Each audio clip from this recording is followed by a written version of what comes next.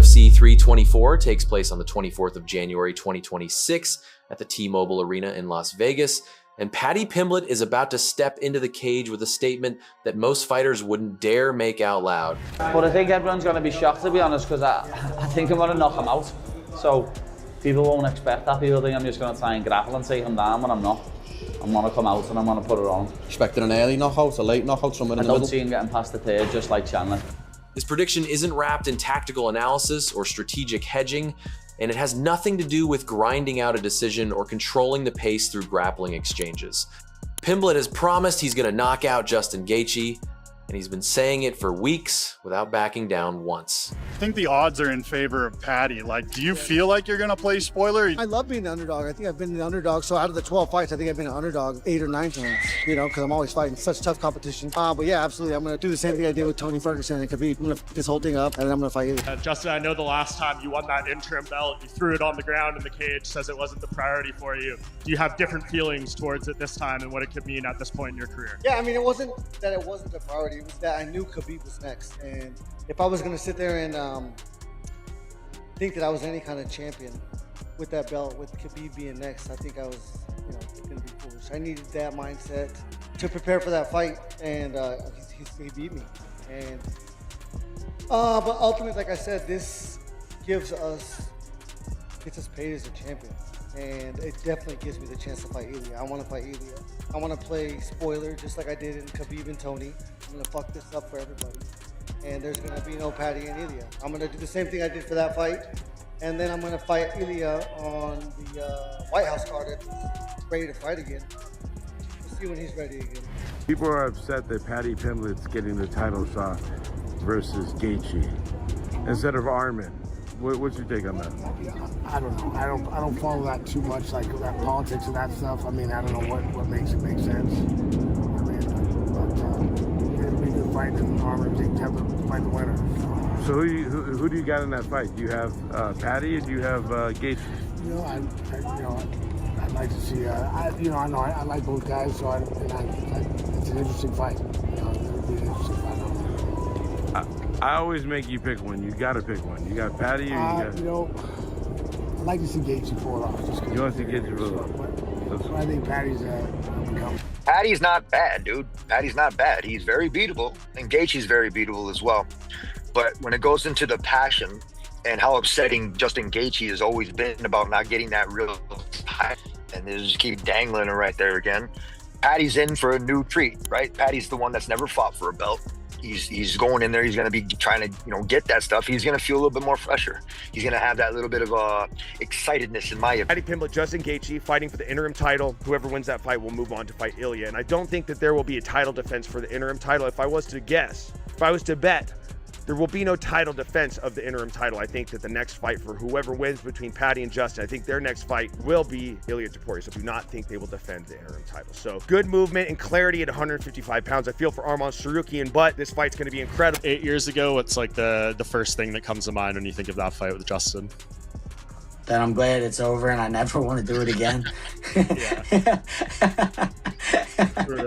I'm like, the fans don't ever ask for a rematch or anything like that, because that would have never. I'm glad. He's unique, man, and he's one of my favorite guys to watch. So but if you want to beat Justin Gaethje, you have to. So he's a forward fighter and a pressure fighter that he will stand in the pocket. And he's gonna throw everything he got in that pocket. If you don't meet him, you'll get chewed up. So Paddy, the way to beat a guy who does this, very violent, aggressive pressure fighter, you have to meet him. You have to throw when he throws. So you got to be brave, and you got to go. You have to go when he goes in between his shots. If you do that, you got a fair shot. If you don't do that, if you're not brave and courageous and throw when he throws in between his shots, it's going to be a really long night. It's going to be a hard night. They're just basically saying Paddy's more popular. You're getting it over Armin. Yeah, it's kind of sad, right? And that's, I mean, God, I hate kind of get into this too much, but I mean, that's really that's the definition of, monopoly, where a single promoter owns the title and the rankings. And it's not a good thing for the sport, in my opinion. And I have to question what it's going to do for the longevity of the sport. I don't think in the short term it's really going to make a big difference, right? Like, it's going to sell the next fight, right? It's going to sell the next pay-per-view. But trends tend to come and go, right? Fads tend to come and go. At some point, like, to have staying power and lasting power, I think it requires, a meritocracy-based system. It's going to require, some, if you want to bring in guys like Arman Sarukian or Movsar Evloev, I always mess up how I say his name. You want to bring in these Olympic wrestling level guys. I mean, they don't want to have to go out there and put on some ridiculous show to become a champion. They don't want to have to go on Instagram and start a podcast and make whatever kind of skits on social media and this silly kind of stuff. Like, they just want to be a world champion because they want to be the best athlete. And that's what makes me wonder how the staying power is going to be, right? When you're dealing with guys that are legitimate athletes that want to be legitimate athletes, and they're getting passed up by guys that are entertainers. Not out grapple him, not suffocate him against the cage, knock him out. Right now, before we even talk about how he plans to pull this off, you need to understand what makes this different from the usual pre-fight noise that fills up press conferences and social media feeds. Pimblett's entire run in the UFC has been built on one thing: doing what people don't expect him to do. When he signed with the organization back in 2021, everyone saw a grappler from Liverpool who'd use submissions and wrestling to break opponents down on the mat. 7 straight wins inside the octagon followed, and those first 3 fights against Vendramini, Vargas, and Levitt all ended the same way, with Pimblett locking in submissions and forcing the tap before the 3rd round even started. Everyone locked in on what they thought they understood about him. Grappler, ground fighter, guy who drags you down and makes you quit. That became the narrative, and for a while, it fit perfectly. Then something shifted when he started facing better competition like Jared Gordon, Tony Ferguson, and Michael Chandler. Pimblett didn't just win these fights, he dominated them in ways people weren't prepared for, and the old narrative stopped making sense. Against Chandler at UFC 314 on the 12th of April 2025. Pimblett didn't rely on grappling alone. He struck with a man known for knockout power, kept him at distance, moved constantly, and when the opening came at 3 minutes and 7 seconds of round 3, he finished the fight with brutal elbows and punches from top position. Chandler had dropped Gaethje in their previous fight. Chandler carries one-punch knockout power that's ended careers. Pimblett put him away with ground strikes, not a submission, and everyone watching saw it happen, but not everyone processed what it meant. When Pimblett learned he'd be fighting Gaethje for the interim lightweight title, he did something unusual by refusing to play it safe or speak in vague generalities about his game plan. Instead, he made a specific prediction with complete conviction behind every word. I think everyone's going to be shocked, to be honest, because I think I'm going to knock him out. People think I'm just going to try to grapple and take him down, but I'm not. I'm going to come out and I'm going to put it on him. I don't see him getting past the 3rd, just like Chandler. That's not hype. That's a man looking directly into a camera and telling you exactly what's about to happen with no hedging or tactical softening of the message. No, I think I can, or I'll try to, or any of the careful language fighters usually use when talking about dangerous opponents. Pimblett stated it like he already knows the outcome, like he's watched the tape and run every possible scenario, and they all end the same way. Analysts broke down the statement across every MMA platform, fans debated it endlessly on social media, the lightweight division watched closely. What matters most is that Pimblett didn't backtrack when reporters asked follow-up questions, he doubled down every single time. Gaethje won't make it past round 3. Just like Chandler didn't. To understand why this prediction carries actual weight, you have to look at what Pimblett has already demonstrated inside the cage. Most fighters base their pre-fight predictions on wishful thinking or calculated psychology meant to get inside an opponent's head. Pimblett is making one based on something he's already proven he can do against elite competition. Michael Chandler isn't a journeyman or a fading veteran past his prime. Chandler won the Bellator Championship, competed at the highest level for over a decade, and consistently brings war to every fight he takes. His power is legitimate. His willingness to trade punches is absolute. What happened at UFC 314 wasn't a lucky punch or a fluke moment. It was a comprehensive striking clinic where Pimblett controlled the fight on the feet, landed the cleaner shots, managed distance perfectly, threw effective kicks, moved constantly, avoided serious damage, and then finished it. Think about that for a second. Pimblett walked into a fight against one of the division's best strikers and hardest hitters, and he didn't just survive the striking exchanges, he won them comprehensively from start to finish. Now, Gaethje is arguably a better striker than Chandler in technical terms. Since 2017, Gaethje has competed at the elite level of mixed martial arts, faced Khabib Nurmagomedov for a title, fought Dustin Poirier multiple times, and built a reputation as the kind of opponent that makes fighters think hard about their legacy before signing the contract. His striking is sharper, his timing is cleaner, his distance management sits on another level entirely. But here's what Gaethje also brings to this fight. He's 37 years old. Coming off a decision win over Rafael Fiziev back in March, he's now logged 31 professional fights, and the wear and tear of that resume is starting to show in ways that can't be ignored. Gaethje has dropped his last 2 fights to finishes, knocked out cold by Max Holloway in 2024, and triangle choked by Charles Oliveira back in 2022. And when elite grapplers get him to the mat, the fight ends quickly. Not everyone agrees with Pimblett's prediction. Most veteran voices in the sport remain skeptical.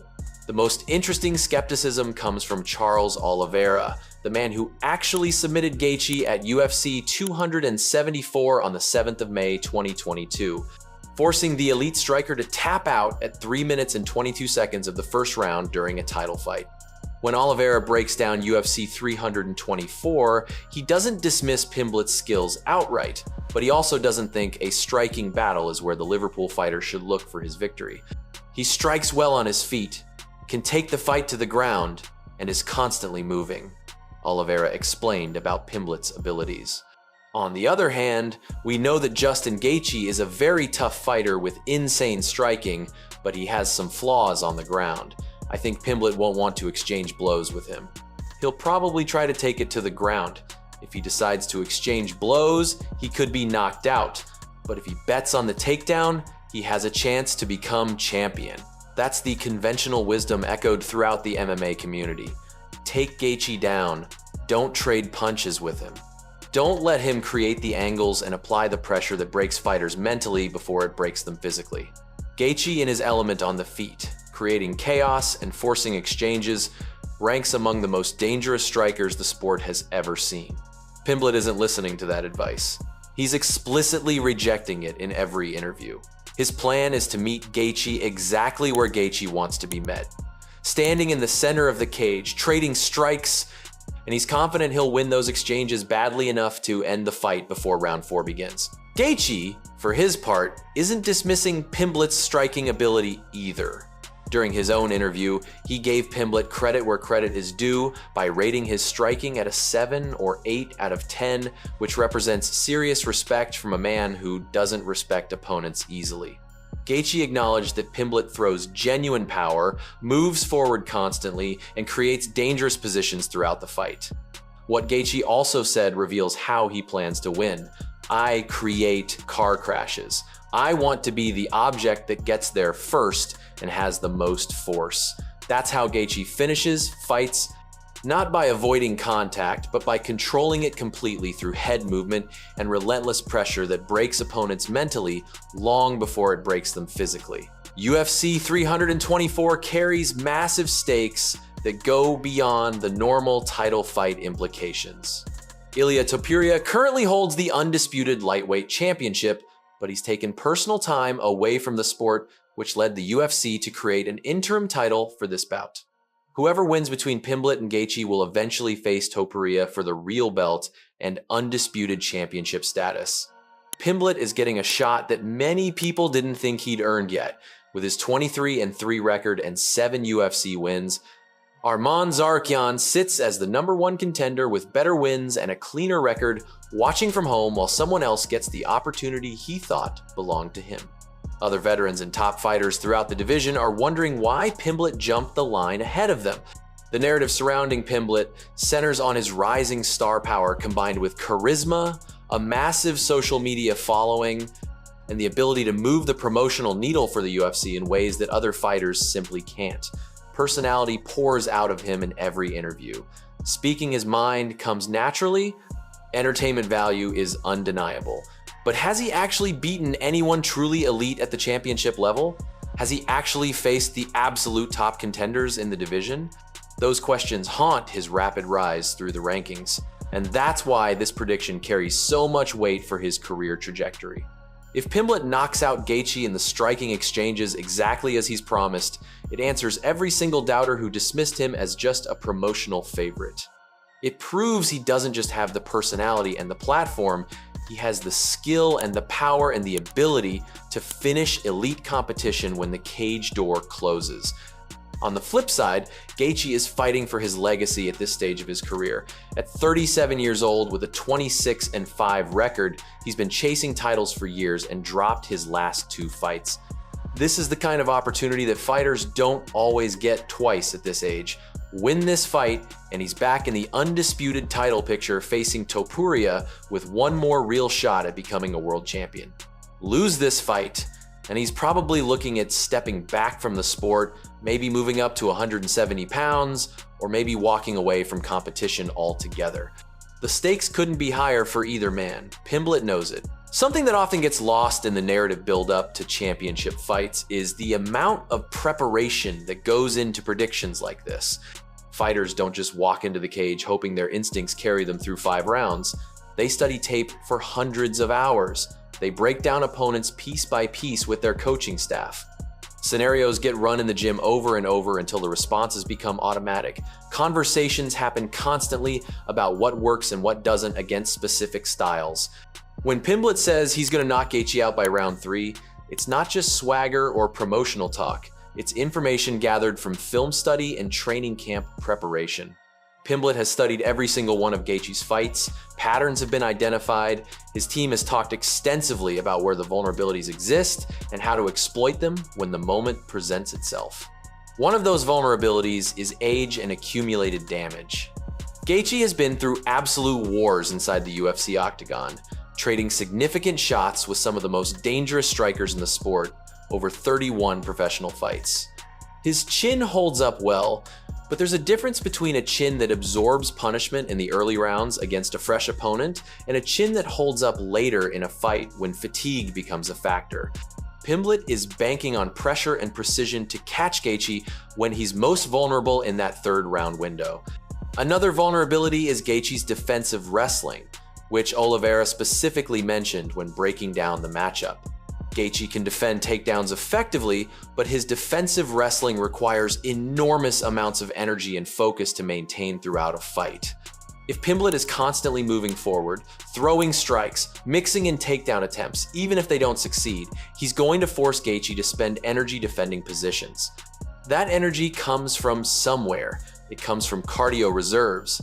It comes from the ability to maintain offensive output over 5 rounds. Pimblett's record shows he has the gas tank to maintain this kind of pressure. Against Chandler, he didn't fade at all. Round 3 came around, and when he could have coasted with his lead on the scorecards, he pressed forward and got the finish instead. No slowdown, no conserving energy, just constant pressure until the fight ended. Now, Gaethje has also made improvements since the Oliveira loss.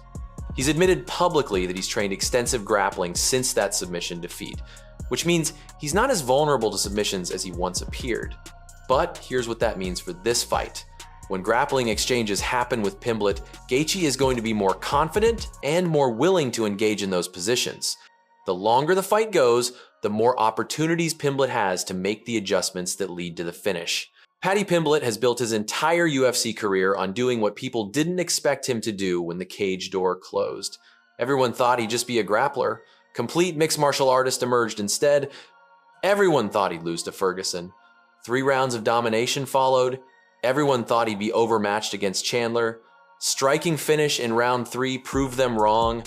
Now he's saying he's going to knock out one of the most dangerous strikers in the entire division, one of the most experienced fighters in the promotion, and one of the most decorated competitors that lightweight has ever seen. Arrogance might explain part of it. Confidence born from preparation and repeated success explains all of it. Pimblett has earned the right to walk into the cage and say exactly what he believes is going to happen when the fight starts. Backing it up is what he does. January 24 arrives in Las Vegas with the lights on and the cage door closed, and what Paddy Pimblett has been saying for weeks will either validate the doubters or silence them completely. No middle ground exists. No moral victory counts. No, well, he almost did it matters at this level. Either he knocks out Gaethje in the striking exchanges exactly as he's promised, or he doesn't. If he does, the lightweight division will never look at him the same way again. UFC 324 happens on January 24 at the T-Mobile Arena in Las Vegas. Gaethje versus Pimblett for the interim lightweight championship. Everything hinges on one simple question. Can Paddy Pimblett actually do what he's been saying he's going to do? We find out in 5 weeks.